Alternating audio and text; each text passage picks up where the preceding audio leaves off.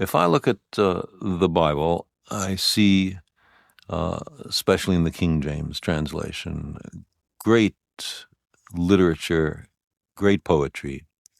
I see some powerful ethical and moral prescriptions, including the importance of charity.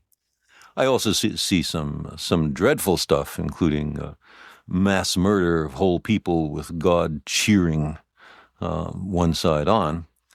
Uh, I see rituals and a sense of community, a lot of things that are really terrific, and I'm absolutely for them, and it's hard to see how science could be opposed.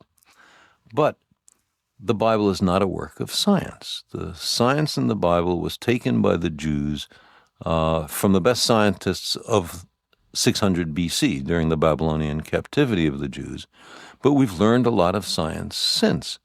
So mainstream Roman Catholics and Reformed Jews and most of the mainstream Protestant denominations have no difficulty at all with evolution of human beings from other animals, an Earth that's 4.6 billion years old, the Big Bang, and so on. But on the other hand, if you are a biblical literalist, then you have problems. A biblical literalist is someone who thinks that the Bible was dictated by the creator of the universe to an unerring stenographer with no room for allegory or metaphor. If you believe that, then you have all sorts of problems on the boundaries of science and religion.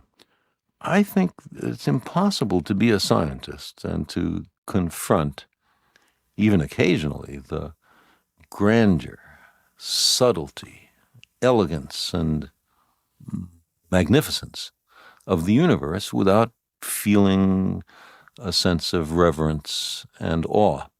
But that's very different from concluding that there's a God who issues punishments and rewards after you're dead, or that prayer works, or that the Bible is written by anybody but fallible human beings.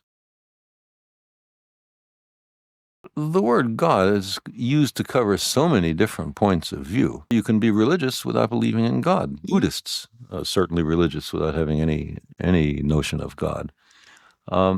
Secondly, the word God, it's amazing how diverse the definitions are. Let me give two extremes. One is an outsized white male with a long white beard who sits on a throne in the sky and tallies the fall of every sparrow. Now, that kind of anthropocentric God, there is, as far as I can tell, no compelling evidence for at all. None. At the other extreme, there's the kind of God that Einstein and Spinoza talked about, not too different from the sum total of the laws of nature. Now, there are laws of nature, and not only that, they apply everywhere to a quasar 10 billion light years away as to the eastern seaboard of the United States.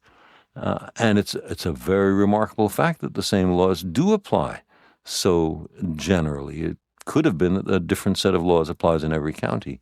So that kind of God, of course, exists. Who would deny that there are laws of nature? So I claim you learn absolutely nothing about someone's belief if you ask them, do you believe in God? And they say yes or no. You have to specify which of the countless kinds of God you have in mind. I don't myself like to use the word in that context because it doesn't illuminate at all.